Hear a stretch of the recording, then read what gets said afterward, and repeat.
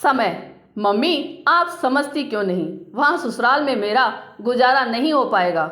जब देखो बात बात में मेरी सासू माँ टोका टाकी करती है। मैं वहाँ कोई भी काम अपने मन से कर ही नहीं सकती। बस मैं अब वहाँ वापस नहीं जाऊँगी। मायके आई वंदना ने रुआसी होते हुए अपनी माँ से कहा, अच्छा मगर एक बात कहूँ बेटा, जीवन में हमें सामंजस्य तो करना ही होता है। हम केवल अपने ही मन से जीवन नहीं जीते हैं और परिवार में सभी को संग लेकर चलना होता है, तभी तो परिवार बनते हैं। और बेटा, पौधे को पेड़ बनने में समय लगता है। ना कभी सुना है कि आज पौधा लगाया और 4 दिन में वह पेड़ बन जाए।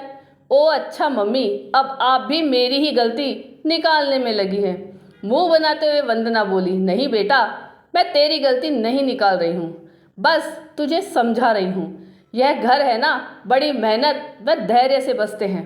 टूटने में तो पल भर भी नहीं लगता है। मैं नहीं मानती मम्मी, आप ये सब मुझे बहलाने को कह रही हैं। कृष्णा जी अब चुप होकर कुछ सोचने लगी। वह शांत मन से स्वेटर बुनती रही।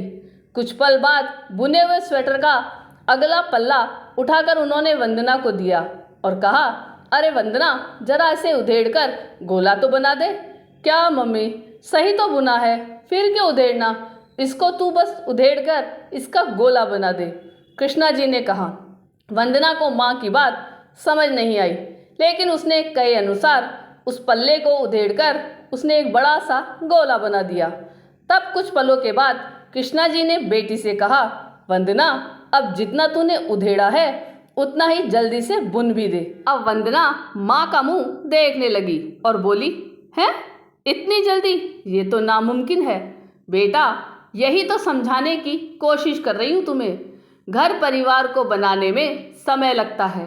तुम अपने परिवार को समय दो, देखना जल्द ही वहाँ रच बस जाओगी, क्योंकि तुम स्वयं ही बताती हो कि तुम्हारे लिए दामाद जी, समधी जी और दादी सास सभी तुम्हारी ज़रूरतों का ध्यान रखते हैं। मुस्कुराते हुए माँ ने वंदना के सिर पर हाथ फेरते हुए कहा तो वंदना कुछ पलों तक माँ को निहारती रही और मुस्कुराते हुए बोली, मम्मी, मैं इन्हें फ़ोन करती हूँ, शाम को मुझे अपने घर जाना है। कहकर वंदना अपना सामान समेटने कमरे की ओर बढ़ गई। आपको ये कहानी कैसी लगी, यह कमेंट करके ज़रूर बताइएगा।